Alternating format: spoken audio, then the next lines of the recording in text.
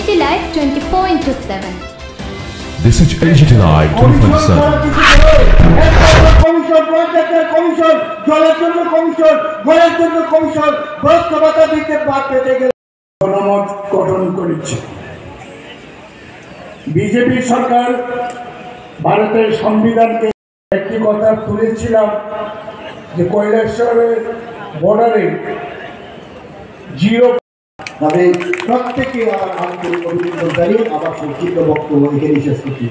মাননীয় সভাপতি শ্রী লালজি দেশাই মহোদয় উপস্থিত হয়েছেন। সমানে চলছে এডিসি নিয়ে একটু কথা বলতে হয়। এডিসি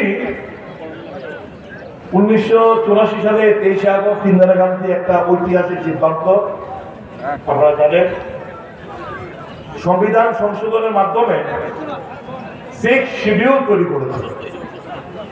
কি এখন সময় এসছে, 72তম সংবিধান সংশোধন হয়েছে পাঞ্চে।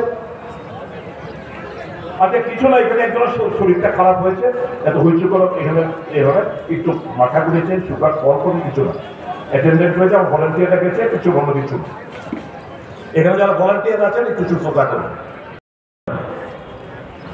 আরবান অ্যামেন্ডমেন্ট 73তম 74তম সংবিধান সংশোধন হয়েছে। মনমোহন সিং সরকার ভাবলেন 2011 সালে যে নর্থ ইস্টার্নের 4টি রাজ্যের মধ্যে 6 শিডিউল জারি আছে, ত্রিপুরা, আসাম, মেঘালয়, মিজোরাম, এই 4টির মধ্যে 6 শিডিউল আছে। তাহলে এদেরকেও যদি আমরা অ্যামেন্ডমেন্ট না আনি তাহলে তো ওখানে সঠিকভাবে এম্পাওয়ারমেন্ট, জনজাতিদের এম্পাওয়ারমেন্ট, আদিবাসীদের এম্পাওয়ারমেন্ট, অর্থনৈতিক, সামাজিক, রাজনৈতিকভাবে চলবে। এখন আমি দেখছি ভিলেজ কমিটি নির্বাচন চাই একটা লোকাল একটা পার্টি স্লোগান তুলছে। আমি বললাম क्या मजाक है, आपको चुनाव या आप चुनाव के नाम पे क्यों ये इन सबको आप गुमराह कर रहे हो? क्यों क्या हुआ? हम जब चुनाव करने से तो सिंगल टाइप बजट कमेटी होगा और 125 अमेंडमेंट बिल अगर पास हो जाए पार्लियामेंट में তাহলে তো 30 স্তরীয় ভিলেজ কমিটি নির্বাচন হবে। 30 মানে হচ্ছে ফান্ড খুব বেশি হবে, রাং বেশি যাবে, পলিটিক্যাল এম্পাওয়ারমেন্ট হবে, সামাজিক দিক দিয়ে তারা নিজেদের কারো শক্তি অর্জন করবে। যে সোশ্যাল ইকোনমিক পলিটিক্যাল এম্পাওয়ারমেন্ট যে সত্যিকারের মূল মন্ত্র হয়ে থাকে কোন রাজনৈতিক দলের, আপনারা অনেক অপেক্ষা করেছেন, ওয়েট করুন। Let us put more pressure upon the central government to implement 126 amendment bill which was introduced in the parliament in 2025 of March, 5 March 2020 সালে। কংগ্রেসের স্বপ্ন 125তম সংবিধান সংশোধন বিল, সেটা পার্লামেন্টে উত্থাপিত হয়েছে বিজেপি সরকার দ্বারা। 5 বছর পেরিয়ে গেল, কতখানি আদিবাসী বিরোধিতা মানসিকতা এদের। 5 বছর পার হয়ে গেল, এই বিলটা এখন প্রায় মৃত, আবার রিইন্ট্রোডিউস করতে হবে পার্লামেন্টে, তারপরে পাস চলবে। তাহলে কি জবাব বন্ধুরা? যারা बीजेपी करो तिप्रासा जाति गोष्ठी प्रत्येक लीडर का क्षेत्र में सवाल पूछ सकता हूं, जवाब मांगिए इनसे कि हमारा अधिकार, हमारा विलेज कमिटी 30 স্তরে विलेज कमिटी জন্য সোশ্যাল ইকোনমিক পলিটিক্যাল এম্পাওয়ারমেন্টের জন্য 5 মার্চ 2020 পার্লামেন্ট মধ্যে যে বিল উত্থাপিত হয়েছে কংগ্রেসের প্রেসারের প্রেক্ষিতে, এটা কেন এখনো পাস করা হলো না? কিছুদিন পূর্বে আমাদের ডেপুটি লিডার গৌরব গগৈ পার্লামেন্টের মধ্যে উত্থাপিত করেছেন যে क्या हुआ 2020 5 मार्च को आपने ये बिल इंट्रोड्यूस किया, 126 अमेंडमेंट बिल, काहे को इतना दिन लग गए इसको पास करवाने में?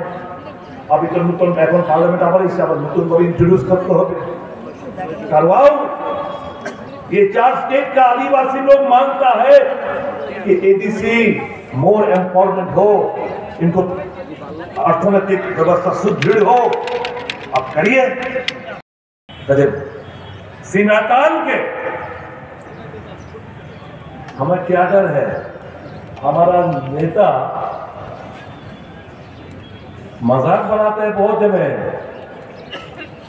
भगवान के देश में देर है अंधेरा नहीं, और सत्य का जीत हमेशा थोड़ा सा देर से ही होता है, लेकिन सत्य हमेशा जीत होता ही है और सच जीतता है। हमारा नेता एक सीधा साधा सच्चा इंसान है,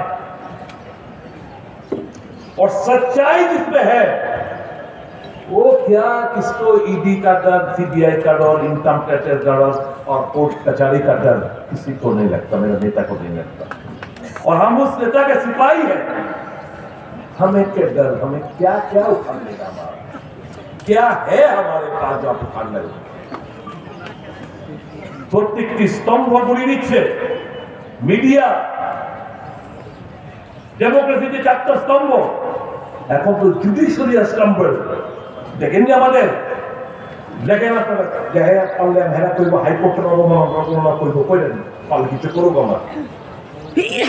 দেখছেন হাইকোর্ট একটা পিআইএল নিতে দীপক গুপ্তা সাহেবরা একটা খবর কাগজে আইসে, এই ভদ্রলোক যাওয়ার পরে এতগুলো ঘটনা পশ্চিমবাংলা জুডিশিয়ারি দেলেন্দ্রের ঘটনা, দেলেন্দ্রের সুমোটো প্রক্রিয়া নিউজ, দেলেন্দ্রের সুমোটো কমডিজেন্সিয়া ডাইরেকশন দিয়ে কেস ফাইল করো, রিপোর্ট করো। আমার হাইকোর্টে, ত্রিপুরা হাইকোর্টে দেখছেন নি একবারও? এই এত ইদানিং কালে বেশ কয়েক বছর দীপভূত যাওয়ার পরে কটা সুমোটো পিআই নিছে? এটাই কই নিয়ম একটা কম্পিটিশন লাগছে। ওই কেউ চিফ জাস্টিস কো আমি বন্ধ করে ঠাকুর আমার দিশা দেয়, সে কাজে রাম মন্দিরের অর্ডার দিয়ে দিচ্ছি। কেউ একটা জাজমেন্ট দিয়া রাজ্যসভা কমিটির মেম্বার হয়ে গেছে, কেউ কেরালার গভর্নর হয়ে যায় না, কেউ বিদেশি অ্যাম্বাসেডর হয়।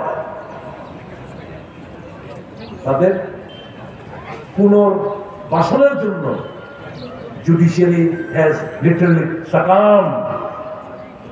দেশটা যাইব কোথায়? মিডিয়া সত্য কথা দেখাইতো না, judiciary crumble, executive crumble, legislative parliament crumble. শেষ শক্তি মানুষ, আমরা মানুষের দরবার নিয়ে যাবো, মানুষ সঠিক রাস্তা লাগাইব এবং মানুষের আগামী দিন পথ পরিবর্তন করবো। साहस सेकंड सत्य के राह पे चलना, प्यार मोहब्बत फैलाना और खुद पे भरोसा रखकर आगे बढ़ना। সবাই ভালো থাকবেন, সুস্থ থাকবেন। সকলকে আমার নমস্কার, ত্রিপুরাবাসীকে নমস্কার, খুদা হাফেজ। সবাই যারা যারা সংখ্যালঘু বন্ধুরা পবিত্র রমজান মাসে রোজা থাকা সত্ত্বেও আইসেন, আপনাদের জন্য ইফতারের ভোজ আমার কংগ্রেস ফেরার পথে আপনারা কংগ্রেস যারা নেতৃত্বরা আছেন, আপনারা কংগ্রেস ভবন থেকে আপনাদের ইফতারের ভোজ মানে ব্যবস্থাপনা আছে, আপনারা ওখান থেকে যাবেন। অনেক অনেক ধন্যবাদ। অনেক প্রতিকূলতার মধ্যে এত সংখ্যক লোক আপনারা আইসেন, আমরা আপনাদের এবং আপনাদের আগমনে আমরা আগামী দিন আরো শক্তি সঞ্চয় হয়েছে। আমরা দারুণভাবে অতিথি জানো এবং ওই মুক্তি ত্রিপুরাতে মুক্তির সূর্য আমরা উদয় হবেই এটা সুনিশ্চিত করি। সবাইকে নমস্কার। আমরা এখন মা দাঁতের টাকতে বলি কত, চোখের টাকতে বলে কি করল?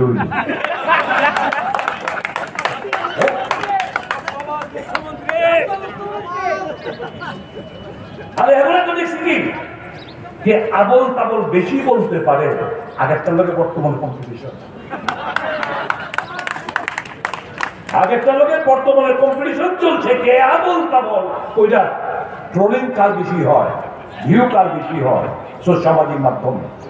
এইটা কম্পিটিশন। মানুষের উন্নয়নের কথা কই কর, মানুষের দুঃখ সুখে হাসপাতালে গেছেন, আহা কি করুণ চিত্র, কি করুণ চিত্র। আমি কই না কেলিগা এই যে কিছুদিন একটা দক্ষতা চালা ইসলাম তো কইলে কইব ইচ্ছা করে বলছে আমি স্বাস্থ্য ডাক্তার, আমি দিকে স্বাস্থ্য বেশি কথা, কিন্তু আমি জানি স্বাস্থ্যটা ভাইটা শেষ। স্বাস্থ্যটা হয়ে গেছে এখন কিছু লোকের রোজগারের ধান্দাবাজ, মানুষকে স্কুইজ করার একটা জায়গা, চিকিৎসা নামে ভণ্ডামির একটা জায়গা। এভাবে চলতে দেওয়া যায় না বন্ধুরা, আমার মায়েরা বোনেরা, সভ্য ত্রিপুরাবাসী জাগুন, মনের ভয়টা কাটান। কি করতে পারবো, কি করতে পারবো? আমি সকলের কাছে অনুরোধ করব, আইডেন্টিফাই দোজ ক্রিমিনালস। ওই সমস্ত সমাজদ্রোহীদের আইডেন্টিফাই করুন। কেন আইডেন্টিফাই কি করবেন আপনারা? মারতেন না, সামাজিকভাবে তাদেরকে আইসোলেট করুন, সামাজিকভাবে তাদেরকে আইসোলেট করুন। আর আরেকটা কথা বলবো, ছোট হোক বড় হোক, জানি পুলিশ কর্তব্যক্ষণ, কারণ পুলিশের তারাও অপমানিত, পুলিশের তারারও তুই তার একটা করে কয়। আমি তো একটা কনস্টেবল, আমরা তো একটা কনস্টেবল, তার সম্মান, তার ভর্তির সম্মান দিয়ে কথা কই, আপনি আপনি করে কথা কই। তারা ওসি ডিএসপি তুই তার একটা করে কথা কয়। ওসি ও বিভিন্ন জায়গায় ওসি অর্থপর কি বুঝি তো বাড়ে ওই পুলিশ কি খুশি মনে করে না? আর সময়টার অপেক্ষা করতেছে, সময়টা পায় আমরা পাওয়ারটা কিটা, আমরা পাওয়ারটা কি কারণ সময়টা থাকতো আড্ডা। এই রাজ্যে আগামী দিন ভূমিকম্প হবে, রাজনৈতিক ভূমিকম্প হবে। কেনই পাইতো না, জানে না এই জনসভা নাট্টা সাহেব জোর জবরদস্তি করে আনছে, তারপরে গেট লাগায় যায়, গেট ঠেলে বাইরে যায়, গেট লাগায় যায়। কত জায়গাতে কত রকম ভেলকি দিয়ে আনছে মানুষরে, জোর কইরা ভেলকি দিয়ে, অপবাদ দিয়া, মিথ্যা কথা কইয়া।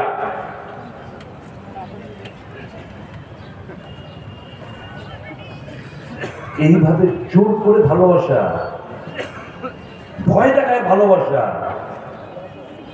মানুষকে এরকম ভাবে অপমানিত করা, এটার খেসারত আগামী দিন বিজেপি দারুণ ভাবে দিব। আমার কংগ্রেস বন্ধুরা, সেলফ কনফিডেন্সের অভাব যেন না হয়। প্রত্যেকটা মুহূর্ত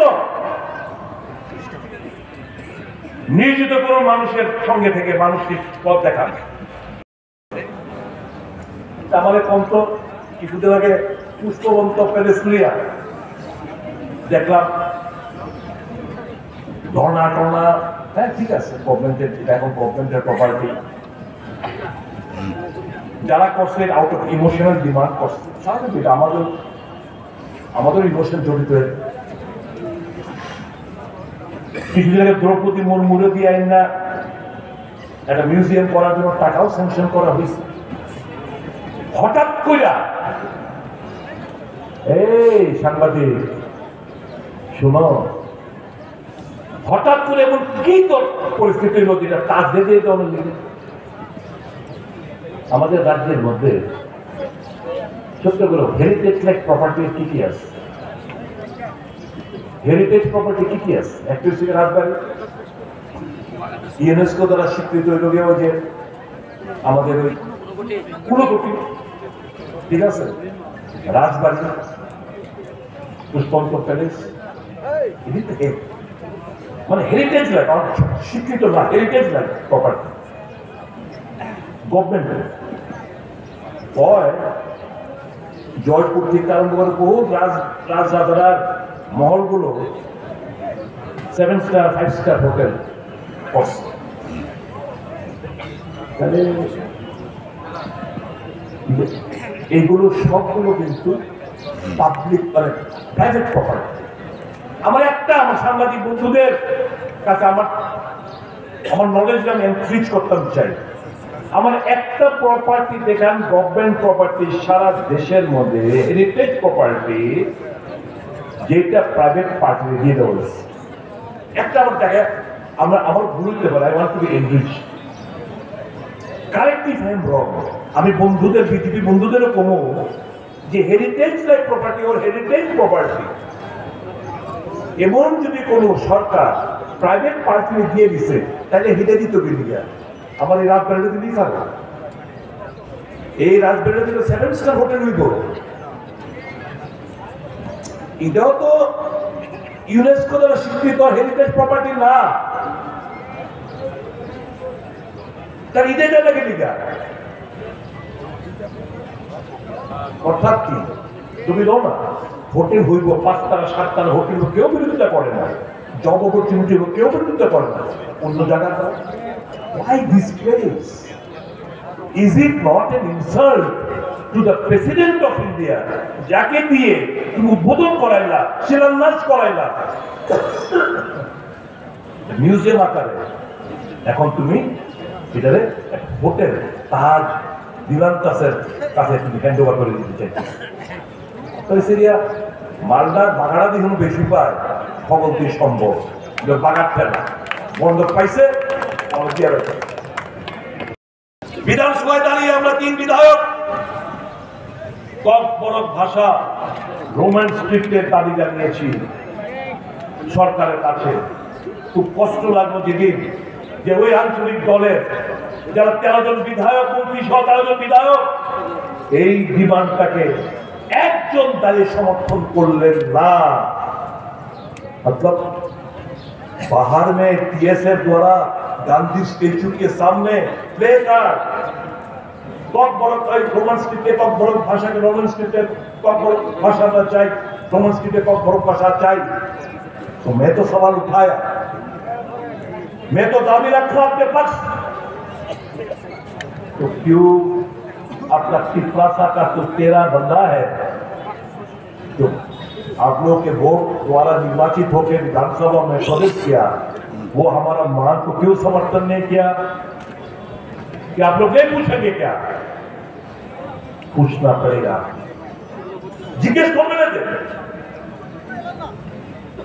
अच्छा, কিছুদিন আগে এখানে জেপি নাড্ডা সাহেব গত পরশুদিন আগে ঘোষণা দিয়ে গেছে, আমি এগুলো যাই না, এসব জুমলা। 10ম পাস করলে স্কুটি পাইব, বুঝছে না? সাংবাদিক বন্ধুদের আমি জিজ্ঞেস করতে চাই, बोर्ड एग्जाम कइसे खाली बोर्ड कइसे 12 कइसे ना 10 तो बोर्ड कइसे बोर्ड में जो पास होगा तो सब तो 10 का से बोर्ड मतलब तो 10 भी बोर्ड है, 12 भी बोर्ड है। 12 क्लास का उच्चारण नहीं हुआ, जब बोर्ड एग्जाम जो पास होगा स्कूटी मिलेगा, तो 10 तो बोर्ड 16 বছর 10 ক্লাস পাস করে 16 বছর স্কুটি দিব, সময়টা পারবো নি। এবং জুমলা ঘোষণা অনেক চিফ মিনিস্টার এবং দ্বিতীয় খাদ্যমন্ত্রী না এখনো বোধ সরি এখনো খাদ্যমন্ত্রী রেশনের মাধ্যমে মশলা, চা, তেল, সরষের তেল, বিভিন্ন মশলা, ঘি কত কিছু অ্যানাউন্সমেন্ট করছে না, আসেনি ভাবে ব্যবস্থাটা। এখন পাননি ত্রিপুরাবাসী যারা রেশন থেকে জিনিসপত্র নেন, জিজ্ঞেস করতে চায় পা বন্ধ। কারণ কি জানেন, আমি এখানে এই জায়গাটা খাদ্যমন্ত্রীর দোষ দিব না। 3 বার ফাইল গেছে, 3 বার ফাইল গেছে ক্যাবিনেট থেকে টার্ন ডাউন হয়ে পড়ে। কারণ কি জানেননি, সরকারের 1 টাকাও লাগে না, কিন্তু তাহলে ফাইলটা ফেরত হয়ে গেলে ক্যাবিনেট থেকে, ক্যাবিনেটের আগে ওই বন্ধুর কাছে যাওয়া লাগে। ওই যে মহাকরণ একটা বন্ধু বয়ে রাখছে, ওই বন্ধুর কাছে যাওয়া লাগে। এবার বন্ধুর কাছে গেলে না ফাইলটা ক্লিয়ার হইব, বন্ধুর কাছে গেলে বলবো ও তুমি তো দিবা, তুমি তো টেন্ডারটা পাইছো, দিমু তোমার হইল, আমরা বাগা কত হয়ে এলাম, আমরা কমিশন কত হয়ে এলাম, এই তো চলছে। AGT Live 24/7 This is AGT Live 24/7 তেল, মশলা পাতি আরো কি যা যা পাইতে এগুলো বন্ধ হয়ে দিচ্ছে, বুঝছেন তো? কোথায় যাচ্ছে দেশটা? এই দেশটার কাছে, মানুষের কাছে আমাদের আপনারা সবাই দেখেছেন মনমোহন সিং সাহেব নিউক্লিয়ার ডিল 1, 2, 3 न्यूक्लियर করতে डिबेट पे डिबेट हुआ, अखबार में लिखा गया, सब जगह पे डिबेट हुआ, डिस्कशन हुआ। अभी कोई चर्चा नहीं है। अभी क्या चर्चा होता है जब ये सब घटना घट रही है देश भर में? एक ही चर्चा होता है, राहुल गांधी देश को एआई पार्लियामेंट में खड़े होके एक कंस्ट्रक्टिव ऑपोजिशन लीडर के तरह उन्होंने आर्टिफिशियल इंटेलिजेंस के बारे में बातचीत किया है। देश को कौन सा रास्ता तय करना है, कौन सा राह पकड़ना है, उन्हें दिशा दिखाया। मोदी साहब इस सब में इन सब को कोई सीरियसली नहीं लेता। क्या देश का तिब्बत में क्या डिबेट हो रहा है आजकल? 300 साल पहले औरंगजेब के जमाने में क्या हुआ, क्या वो अत्याचारी शासक था या नहीं, यही टीवी में डिबेट का चर्चा होता है। यही टॉपिक मिलता है इनको। जहां खुदाई होना है, कुतुब मीनार के नीचे मंदिर है, काशी बाबा विश्वनाथ के नीचे मंदिर है, आगरा और ताजमहल के नीचे शिवलिंग है, ये सब पे चर्चा होता रहता है टीवी में। मतलब देश को नफरत के बाजार चारों तरफ खोल लो, हिंदू मुसलमान क्रिश्चियन ईसाई सब आपस में लड़ जाए, खून बहे। मोदी साहब को सत्ता से मतलब है, मोदी साहब को पैसा से मतलब है। मोदी साहब रिकॉर्ड तोड़ना चाहते, जवाहरलाल नेहरू जी का रिकॉर्ड तोड़ना चाहते, longest serving prime minister of India. वही सपना देखकर देश को सिर्फ देश मिल रहा है, देश को देशवासी को सम्मानित कर रहा है। एक जुर्म भाजपा वालों से पूछता आपका जवाब क्या है? सिर्फ भारत शुद्ध क्रिकेट চ্যাম্পিয়ন হয়েছে, বাজি ফুটিয়েছি, হাত করতালে বেরিয়ে গেছি, আমরা তিরঙ্গা ঝান্ডা লহরাইছি। এটা দিয়ে শুধু দেশপ্রেমের বহিঃপ্রকাশ ঘটা যায় না। ইন্ট্রোস্পেক্ট, বিজেপি বন্ধুরা সেলফ ইন্ট্রোস্পেকশন করো। এইভাবে দেশ চলে, দেশ আগামী দিন রসাতলে যাবে। আজকে ভারতবর্ষের সারাউন্ডিং কান্ট্রিগুলো ফরেন পলিসির মধ্যে চেঞ্জ বদলাও। পাকিস্তান অলওয়েজ হোস্টাইল, যারা দূর দূরান্ত থেকে আইছেন, রাজ্যের মানুষ অত্যাচার অনেক সইছে, ব্যবসায়ীরা আতঙ্কিত, আম জনসাধারণ আতঙ্কিত, গণতন্ত্র স্তব্ধ, গালি দেয় না, পাওয়ার কাউন্টডাউন করে, গালি দেয় না, অটো সার্ভিস বন্ধ, বড় বাস বন্ধ, ছোট গাড়ি বন্ধ। শুধু আমাদের নয়, আরেকটা রাজনৈতিক দলের সময় দেখলাম সেম ঘটনা। কালকে আমার দক্ষিণ জেলার গোমতী জেলা, আমাদের উদয়পুরে আমাদের জেলা কংগ্রেস সভাপতি পুলিশের সামনে তার গাড়ি ধরে ভেঙ্গা টেঙ্গা চুরমা। যে গণতন্ত্র এইভাবে কদিন, তবে আমি আপনাদের কমু এই বিজেপি, এই হারামি বিজেপিতে করতেছে, এদের একদম দাগি আসামি হিসেবে চিহ্নিত করা হয়, একদম দাগি আসামি এরা। বিজেপি যারা করে তারা, আমরা আমাদের দল কাউকে শত্রু মনে করে না। দেহে এভরি রাইট, একটা রাজনৈতিক দলকে ভালোবাসতেই পারে, কিন্তু এইরকম ভাবে মারবো, রক্ত ঝরাইবো, আগুন দিয়ে পুড়াইবো। এই যে একটা উষাবাজারের এখানে শুনলাম একজনের বাড়ি, অপরাধ সে সিপিএম করে, সে সিপিএম সমর্থক, রেখেই চলছে। তারপর কই দিল একজন ভদ্রলোক মুখ্যমন্ত্রী হয়েছে, এরপর আমাদের কই দইব।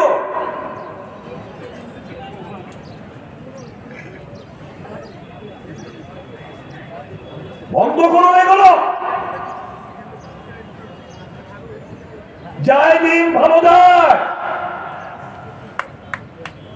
আসছে দিন ভয়ঙ্কর।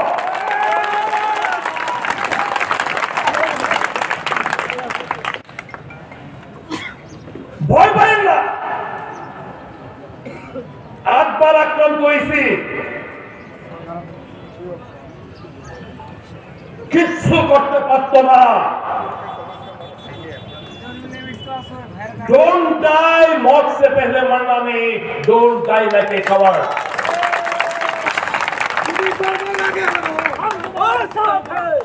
এইভাবে চলতে দেওয়া যায় না। ভালোবাসার মানুষ আমরা, আমাদের নেতা বলছেন मोहब्बत का दुकान करो, जहां पे भी नफरत दिखाई देता है वहां पे मोहब्बत का दुकान करो। वही काम हम लोग कर रहे हैं। हम लोग चाहते कि प्यार मोहब्बत फैलाया जाए। लोगों के ऊपर भरोसा है, वो लोग क्या करें, किसको जिम्मा सौंपना चाहते हैं। एक पावर तो क्या लेते चाहिए ना। मीडिया को दबा के रखो। मीडिया को रात को फोन जाता है, मेरा इस मंत्री का क्यों इतना ज्यादा फोटो, मेरा फोटो क्यों नहीं। अच्छा, न्यूज का हेडलाइन ये होना चाहिए, न्यूज ऐसा करो, डिक्टेट किया जाता है। सिर्फ ऑल इंडिया नहीं, यहां पे भी ये सब हो रहा है। डेमोक्रेसी का मजाक बना के रखा है ये लोग। बोले कौन কি কয়, তারা উন্নয়ন দেয় না, সস্তাতে দিদা কি জানি কিছু গেল প্রতিবাদ করেননি। এই দেশের কমার্স মিনিস্টার পীযূষ গোয়েল যখন আমেরিকায় উনি নেগোশিয়েট করতে গেছেন, একতরফা ভাবে ট্রাম্প সাহেব ঘোষণা করলেন যে India has agreed upon to slash down the tariffs. অর্থাৎ একবারের জন্য আমাদের দেশের এমএসএমই, দেশের কৃষক, দেশের ম্যানুফ্যাকচারিং যে ইউনিটগুলো রয়েছে তাদের কথা একবারের জন্য বিবেচনার মধ্যে আনলেন না। এই ঘোষণাটা কে দেবে? ভারত সরকার দেবে। ভারত সরকার যদি কোনো কোথাও আমদানি করার মধ্যে যদি কোনো ট্যাক্স যদি স্ল্যাশ ডাউন করে, কার্টেল করে, কাট ডাউন করে, সেই সরকার, ভারত সরকার ঘোষণা দেবে। ঘোষণাটা দিল কে? ট্রাম্প সরকার। এই 3 দিন আগের কথা। আজ পর্যন্ত ভারত সরকারের তরফ থেকে এটার কোনো অপোজ করে, বিরোধিতা করে কোন ধরনের বক্তব্য আমরা শুনতে পাইনি।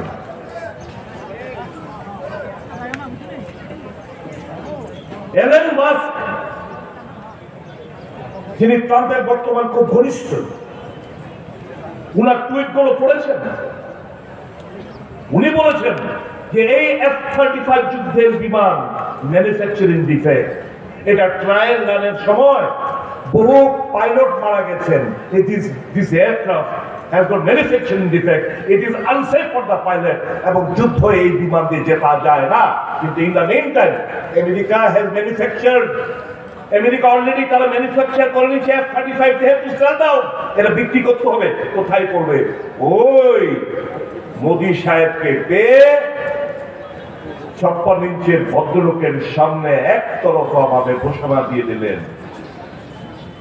আমি বিজেপি বন্ধুদের আমি জিজ্ঞেস করতে চাই, আপনাদের রাষ্ট্রপ্রেম নিয়ে আমাদের কোনো সন্দেহ নেই, কিন্তু একবার কি কোনো মিডিয়া কাগজে দেখেছেন? একবারই কোনো ন্যাশনাল চ্যানেলে ডিবেট হতে শুনেছেন? ন্যাশনাল কাগজে, খবরের কাগজগুলো এই খবরগুলো ফলো করে প্রচার করা হয়েছে? না। কারণ ওই যে কথাগুলো বলে গেলেন দেশাই সাহেব, আজকে মিডিয়াকে কুক্ষিগতা করা হয়েছে, ন্যাশনাল মিডিয়াগুলো। এটাই তো পলিসি। এর পিছনে একটা বিরাট একটা ইতিহাস রয়েছে। 2014 সাল পর্যন্ত ইউপিএ 1 এবং ইউপিএ 2 ছিল। একটার পর একটা জনকল্যাণমুখী সিদ্ধান্ত যখন ইউপিএ 1 এবং ইউপিএ 2 সরকার নিচ্ছিল, কি কি আমি কয়েকটা নাম বলি। স্বাস্থ্যের অধিকার আইন, শিক্ষার অধিকার আইন, তথ্য জানার অধিকার আইন, বনাধিকার আইন, কাজের অধিকার, এনজিএল টাকা, এই রাজ্যের বেকার দিশে আর সারা ভারতবর্ষে বেকারই দিশা। আমি জানতে চাই, শিক্ষিত বেকাররা পিপিএসসি পরীক্ষা দেয়, একটা পরীক্ষার ইন্টারভিউ হয়, এটা সম্পন্ন হতে হতে মিনিমাম 4-5 বছর লেগে যায়। এখনো এরকম অনেক ইন্টারভিউ রয়েছে, অ্যাডভার্টাইজমেন্ট হয়েছে, 3 বছর হয়ে গেছে, পরীক্ষা হয়নি। পরীক্ষা হয়েছে, ইন্টারভিউ হয়নি, 3-4 বছর হয়ে গেছে। এমন বহু পরীক্ষা হয়েছে। আমি জিজ্ঞেস করতে চাই, এই শিক্ষিত ছেলে মেয়েদেরই 4-5 বছরের যে সময়টা যে নষ্ট হতো, মানিক সাহা কিংবা বিজেপি এটাকে ফিরিয়ে দিতে পারবে? তাদের মূল্যবান জীবনের 5টি বছরের সময় ফিরিয়ে দিতে পারবে কি? পারবে না।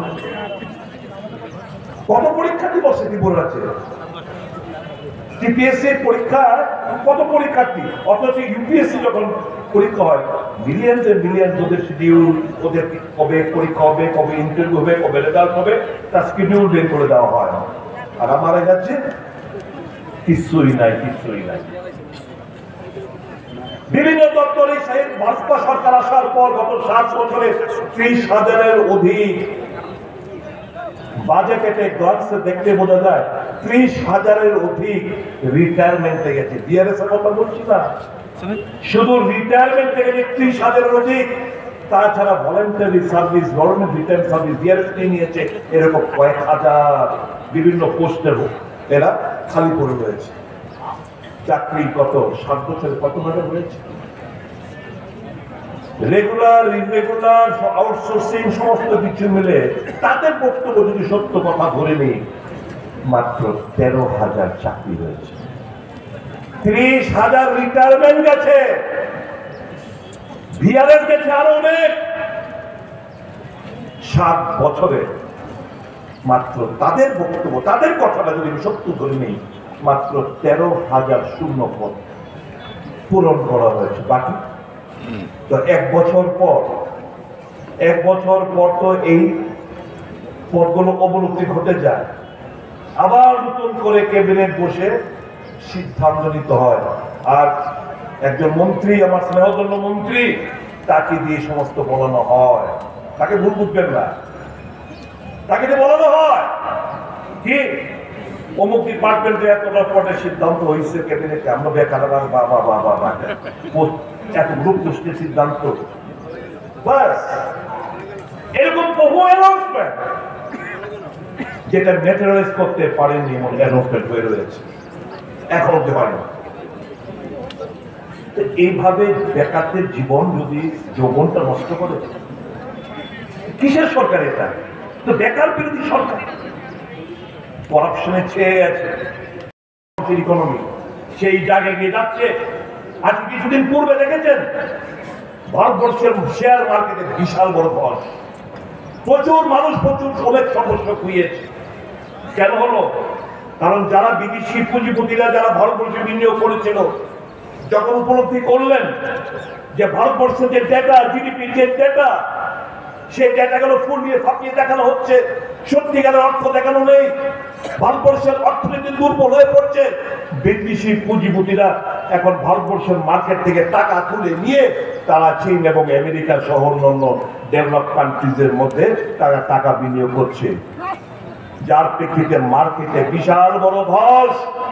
মধ্যবর্ত ওই যারা মিউচুয়াল ফান্ড কিংবা ট্রেডিং এর মধ্যে যারা জড়িত, তারা সর্বস্ব খুঁয়েছে কিছুদিন, এই কয়েক মাসের মধ্যে, বিশেষ করে এই সেপ্টেম্বর, অক্টোবর, নভেম্বর, ডিসেম্বর, জানুয়ারি, ফেব্রুয়ারি মাসে বিশাল বড় কাজকাম হয়েছে। এই মার্কেট উঠতে প্রচুর সময় লাগে। আরো বিদেশি পুঁজিপতিরা যারা এই ভারতবর্ষের পুঁজি খাটিয়েছিল, তার মার্কেট থেকে টাকা তুলতে শুরু করেছে। আজকে ভারতবর্ষের নরেন্দ্র মোদী তো স্যার বলেছিলেন যে একটা দেশের অর্থনীতি ডলারের সঙ্গে তুলনায় করলে ভারতবর্ষের তখন ছিল কত, 56-57 টাকা, $1 56-57 টাকা। আর এখন এটা গিয়ে দাঁড়িয়েছে প্রায় 87, $1 is equal to 87 point something rupees।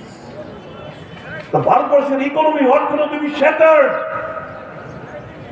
গরিব হচ্ছে, মধ্যবিত্ত গরিব হচ্ছে,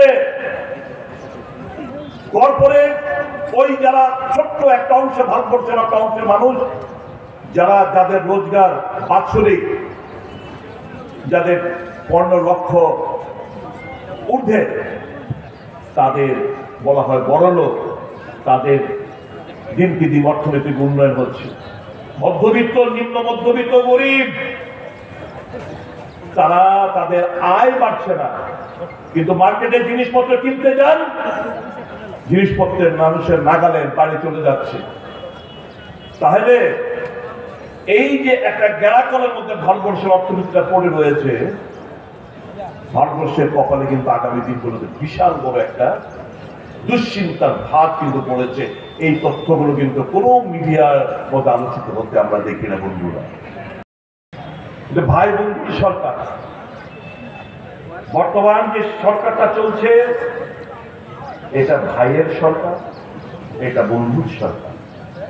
বন্ধু আছে মহাকরণে বসে, ভাই আছে নানা খেলোয়াড় জগৎ থেকে শুরু করে সমস্ত পেরিফেরির মধ্যে তার আধিপত্য দেখানোর চেষ্টা করছে। কাজে আমরা বলি এটাকে ভাই বন্ধুর সরকার, লুটপাটের সরকার, কমিশন খোরের সরকার। আমি তো দায়িত্ব নিয়ে বলছি, একটা আমি আমরা সত্য কথাটাই বলতে পারি না, শুনছি আমরা মিথ্যা আশ্রমে নেইও না। আমি অ্যাসেম্বলিতে দাঁড়িয়ে বলেছি বিকাশ হয়েছে বিকাশদের মতো লোকদের, সবটা বিকাশ ও বিকাশদের মতো লোকদের বিকাশ হয়েছে, অন্যদের না। মানহানি মামলা এখন বলছে আউটসাইডটা কোর্ট বয়ে গেলে আর শেষ করতে আমি চাই, কেস করছেন কেস চলুন, আমি কেন রফা দফা করবো, কেন আউটসাইডটা কোর্ট সেটেলমেন্ট করবো, কেস তো টিকবেই না। আর আমি যা বলি সত্য কথা বলেছি। ঘুম থেকে উঠে জায়গার দালালি চলছে, ক্রয় করবে টাকা দিতে হবে, যে কিনবে তাকে টাকা দিতে হবে, যে বিক্রি করবে টাকা দিতে হবে, বাড়ি করবে ইট বালু সিমেন্ট, প্রত্যেক জায়গায় সিন্ডিকেট, ভাটপা করবে। সকালবেলা আমি বলতে পেরেছিলেন কি সিন্ডিকেট বাবু, আপনি নাকি বাড়ি করবেন শুনছি। হ্যাঁ, আমরা ইট বালু সিমেন্ট আমরা দিব, কিন্তু ইট বালু সিমেন্ট রড আমরা কিন্তু দিব। মানুষের আতঙ্কের ভয়ে, আচ্ছা বাবু ঠিক আছে তোমরাই দিও, এই তো চলছে। সর্বত্র জুলুমবাজি, অত্যাচার, কমিশন খোর, দালালি, এগুলো নির্দেশ। এমন অনেক জায়গা আছে যাবেন, পিপ্লাসা আমাদের এখান থেকে বেশি দূর না, এই মুনলাইট রেস্টুরেন্টে একটু পরই দিলীপ দেবমা একটা লোক আছে, তার এই যে ত্রিপুরা import.com, এরপরে যদি হলিক্রস স্কুলের আগে বা দিকে যতগুলো জায়গায় এখানে একটা হোটেল বানাইটা ছিল, বদলত হয়েছে এই জায়গাটা দিলীপ দেব বর্মা। এটা অবশ্য বর্তমান সরকারের, এটা হচ্ছে বাম সরকারের জমানায় তার জায়গা। তার কাছে পর্চা আছে, পরে এই সব পর্চা ক্যান্সেল করে তার নামে, সরকারের নামে করে লেগেছে। কেস চলছে। এরকম ঘটনা বহু জায়গায় রয়েছে, বহু জায়গায় সারা ত্রিপুরা জুড়ে। অমুকের নামের জায়গা, সে হয়তো কলকাতায়, সে হয়তো বাংলাদেশ থাকে, সে হয়তো ওই জায়গায় থাকে। আয়ে দেখতেছে উমা আমার জায়গা, আমার দিন নাম নাই, পর্চা নাই, আরেক নামের পর্চা হয়ে গেছে। সরকারি জায়গা অন্য নামে করে দিতেছে। কখনো কুলিদের সঙ্গে গিয়ে কথা বলেন, কখনো ট্রাক ড্রাইভারের সঙ্গে তার দুঃখের কষ্টের কথা বলেন, যখন কাঠমিস্ত্রির তাদের কাছে যান গিয়ে কথা বলেন, যখন যারা পটালি, যারা কুমার, যারা আমাদের এখানে রুদ্রপাল, তাদের সঙ্গে কথা বলে, যারা পটালির কাজ করে তাদের সঙ্গে কথা বলে, জানার চেষ্টা করেন। কাঠমিস্ত্রির কাছে যান, অটো ড্রাইভারের কাছে যান, গিয়ে তাদের মনের কথা বোঝার চেষ্টা করেন, তার দুঃখ দুর্দশার কথা জানার চেষ্টা করেন। আর নরেন্দ্র মোদী সাহেব এই সমস্ত থেকে অনেক দূর। উনি ওই যে বলেছেন পার্কে গিয়ে কাকের আড়ালে চেয়ারের মধ্যে বসে ফটো সবে ব্যস্ত, সিংহ বাঘদের সঙ্গে খেলছে, আর তুমি তো কাগজেবাজ, তুমি আসল জায়গার ট্রাম্পের সঙ্গে সামনে গিয়ে তুমি নতজানু হয়ে দেশটাকে অপমান করছো, দেশবাসীকে অপমান করছো। আর আমাদের এই অন্ধ মিডিয়া, অন্ধ এই দেশের মিডিয়াগুলোর জোরে তুমি আজকে মানুষকে অন্ধকারে রেখে তোমার ভুয়া একটা নকল, একটা পোর্ট্রেট, তুমি নিজের লাইফ স্কেল থেকে বড় একটা পোর্ট্রেট আঁকানোর চেষ্টা হচ্ছে। এই করে করে কতকাল দেশটা বসা চলে যাচ্ছে। বন্ধুরা যারা বিজেপিকে সমর্থন করে তাদের কাছে আমার অনুরোধ, এই জিনিসটা আপনারা বুঝতে পারছেন কি বেশি হয়ে গেল আপনার সামান্য কিছুটা রোজগার করা, সামান্য কিছু সুযোগ সুবিধা পাওয়া, একটা দেশবাসী হিসেবে এটাই আপনাদের চাহিদা, এটাই আপনার স্বপ্ন। এর থেকে দুর্বল প্রাইম মিনিস্টার আর আমরা দেখিনি। 1971 সাল ইন্ডিয়ার যে একটা ইন্ডিয়া ভারতবর্ষের গ্লোবাল পাওয়ারের কাছে একটা শক্তিশালী রাষ্ট্র, both in military, both in economically, এটা दैट ওই যে একটা ফিলিংস, ওই যে একটা নজরিয়া उसने बहुत चोट पहुंचाया। कि 71 সালের যুদ্ধ আমেরিকা বলেছে যে नहीं বাংলাদেশ নতুন ভাবে বাংলাদেশ করতে পারবে না। ইন্দিরা গান্ধী বলেছেন मैं करूंगा। আমেরিকা 7 ফিট পাঠিয়েছে, তাদের সাবমেরিন পাঠিয়েছে পাকিস্তানকে। ইন্দিরা গান্ধী রাশিয়ার হেল্প দিয়ে তাদের ওই সাবমেরিনকে ডুবিয়েছে, নতুন একটা রাষ্ট্রের জানান দিয়েছে। ভারতবর্ষকে মানুষ ওই নজরিয়া, গ্লোবাল দেশগুলো ভারতবর্ষ ওই নজরিয়াতে দেখত। 1974 পোখরান 1 ভারতবর্ষকে মানুষ ওই चोखे देखते in spite of threat from America. America का खिलाफ होने के बावजूद इंदिरा जी ने 1974 में पोखरण 1 का एटम बम का वो किया। वो জ্বালানি বন্ধ করে দেওয়ার পরেও এই এটম বম আমরা পরীক্ষা করেছি। শুধু ইন্দিরা গান্ধী নয়, অটল বিহারী বাজপেয়ী পোখरण 2, আমি অটল বিহারী বাজপেয়ী নামে শুধু ভাজপা, উনিও দেখিয়েছেন যে স্যাংশনের ভয় হত্যা করে পোখরান 2 অটল বিহারী বাজপেয়ী করে দেখিয়েছেন। ভারতবর্ষকে এই গ্লোবাল পাওয়ার গুলো ভারতবর্ষকে তাদের সেই সম্মানের চোখে দেখতে আজকে ভারতবর্ষের মান গরিমা, আমাদের ভারতীয় হিসাবে যে আমাদের আজকে ভারতবর্ষের পাসপোর্ট মূল্যহীন, আজকে ভারতবর্ষের কারেন্সি মূল্যহীন, আজকে ইন্দোনেশিয়া এবং ভারতবর্ষের টাকা, এই যে সংবিধান বাঁচানোর যে শপথ, তার উপর যেন আঁচ না আনতে পারে ষড়যন্ত্রকারীরা। একজন রক্ষক হিসাবে আপনার দায়িত্ব আপনারা নিষ্ঠার সাথে পালন করবেন, মানুষকে বুকলে আগলে রাখুন। আর সিপিএম বন্ধুদের কাছে বলবো, सिर्फ प्राइमरी और पार्टी मेंबर के वोट से पावर में आ नहीं सकते भाई साहब। आपका ताकत है क्या? आपका प्राइमरी मेंबर। सिर्फ उन्हीं के वोट से सरकार नहीं बना सकते हो, क्योंकि आपका जन समर्थन बिल्कुल आप लोग खो चुके हो।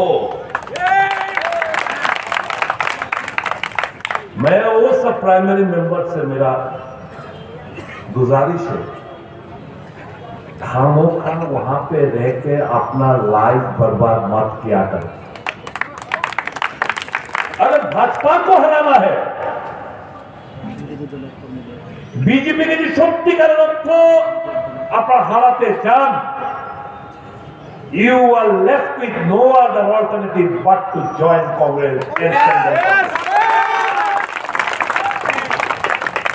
আমি সকল প্রাইমারি মেম্বারদের কাছে আবেদন করব, আমি সকল সুবুদ্ধি कम्युनिस्ट माने मेरा कन्हैया कुमार भी एक कम्युनिस्ट बंदा है, आज के तारीख में भी वो बंदा है कम्युनिस्ट। मेरा जो राहुल गांधी जी का सोच है, विचार है, चिंताधारा है, सीधा जीवन যাপন যেভাবে করে, সত্যিকার অর্থে কমিউনিজমের ব্যাখ্যা আমি রাহুল গান্ধীর মধ্যে দেখতে পাই। The communism मतलब CPM करा, communist मतलब CPM को तो it is not necessary. Am I right or wrong?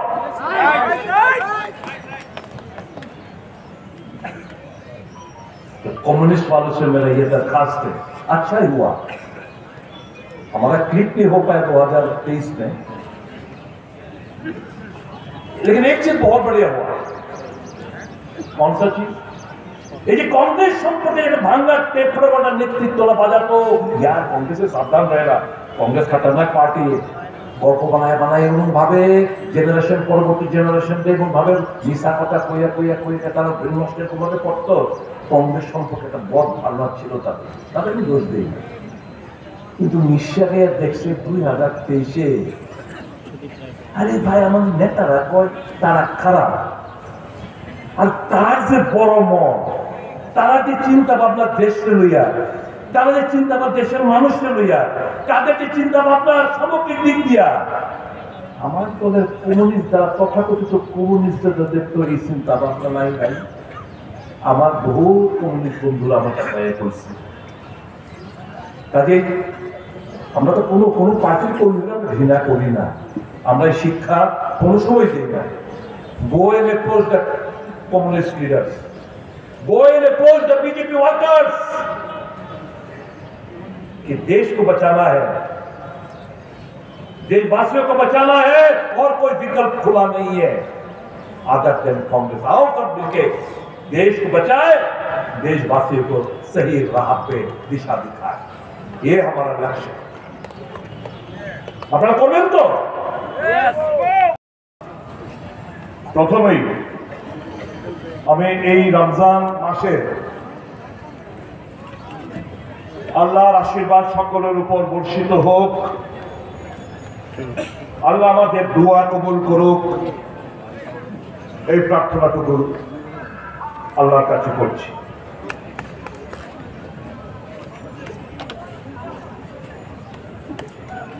আজকে এই 8টি জেলা সম্পন্ন করার পর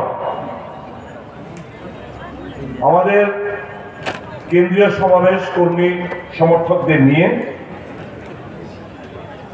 জয় বাপু, জয় ভীম, জয় সংবিধান সম্পর্কে ইতিপূর্বে বিশেষ করে লালজি দেশাই সাহেব বিস্তারিতভাবে এখানে উপস্থাপনা করেছে। আমি পুনরায় এগুলো আলোচনার মধ্যে আনবো না। আমি আজকে শুধু রাজ্যের মানুষের কাছে, বিশেষ করে যারা বিজেপির কে সমর্থন করেন, তাদের কাছে কয়েকটি প্রশ্ন রাখতে চাই। কারণ আমি মনে করি যারা বিজেপি করেন তারা আমাদের রাজনৈতিক শত্রু, তারপরে ব্যক্তি শত্রু নন। আমরা যেমন দেশটাকে ভালোবাসি, ওনারাও দেশটাকে ভালোবাসেন বলে আমার বিশ্বাস। কাজে ওই দেশপ্রেমিক ভারতীয়দের কাছে যারা বিজেপিকে সমর্থন করেন কয়েকটি প্রশ্ন করে আমি আমার বক্তব্য সমাপ্ত করতে চাই। আমরা জানি 56 ইঞ্চের লোকটি কিছুদিন পূর্বে আমেরিকায় গেছিলেন। এখন যুদ্ধটা কিন্তু শুধু বন্দুক আর কামান দিয়ে নয়, এই যুদ্ধটা হয় অর্থনৈতিক যুদ্ধ, ইকোনমিক ওয়ার। মোদী সাহেবকে সামনে রেখে আরেকটা রাষ্ট্রের প্রধান যখন বলেন আমরা সিদ্ধান্ত নিয়েছি F-35 বিমান, যুদ্ধ বিমান ভারতবর্ষের কাছে বিক্রি করব, ভারতবর্ষের সরকার, ভারত সরকার কিংবা ভারতবর্ষের expert committee, defence expert committee কোন রকম সুপারিশ করেনি এই F-35 বিমান কেনার। কিন্তু ট্রাম্প সাহেব মোদী সাহেবকে সামনে রেখে এই ডিফেক্টিভ বিমান তারা ভারতবর্ষের কাছে বিক্রি করার ঘোষণা দিয়েছেন ট্রাম্প সাহেব। মোদী তার কোনো প্রতিক্রিয়া ব্যক্ত করেননি, শুধু হাসছিলেন। মোদীকে সামনে রেখে রেসিপ্রোকাল ট্যাক্স বসাবে কিংবা অথবা ভারতবর্ষ যে পণ্যগুলো আমেরিকা থেকে ভারতবর্ষে আমরা আমদানি করি তার প্রতি ট্যাক্স কমাবে। এটা আমেরিকা ট্রাম্প সাহেব ঘোষণা দিয়েছিলেন মোদীকে